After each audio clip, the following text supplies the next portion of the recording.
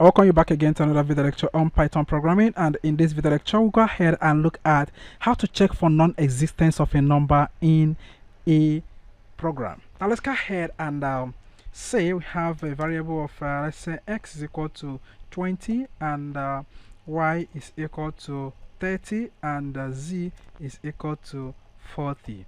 Now we have these variables ready and here, and we want a user to impute either x, y, z, and he or she went and made a mistake to impute something different.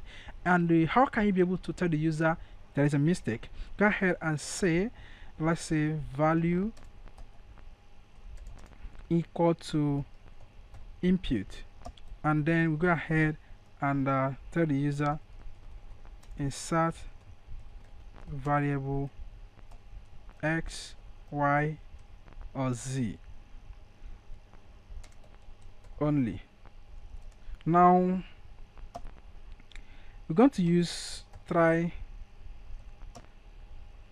except. This is a try except is go ahead and say print. We want to print out this. Say print and go ahead and print the variable. So I want to show you different way to be able to print that. Go ahead and say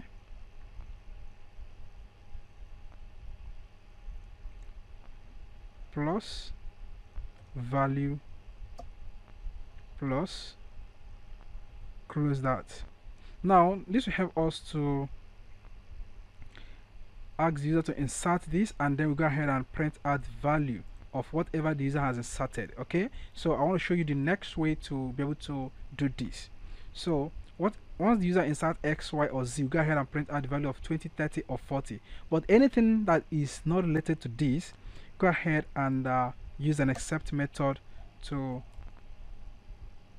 capture that. So except name error, because the name might not be x, y, or z. So name error, we go ahead and print incorrect variable name. So incorrect variable name. Alright, now let's go ahead and run this code and check it out. So insert a variable x, y, or z. If you insert x, it's going to print out 20. Check it out. Now run this code. If you insert y, 30. Run it again. Insert z, 40.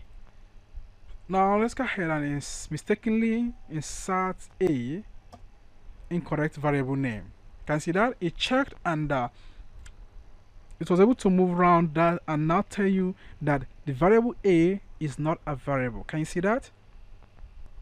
So this is how we can be able to dictate non-variable existence type in Python programming, and using try except method, and that code is just valid before you put that down on your own system, play around with it, and in case if you have any question, please go ahead and use the question and the answer section, and I'm going to get back to you as soon as possible.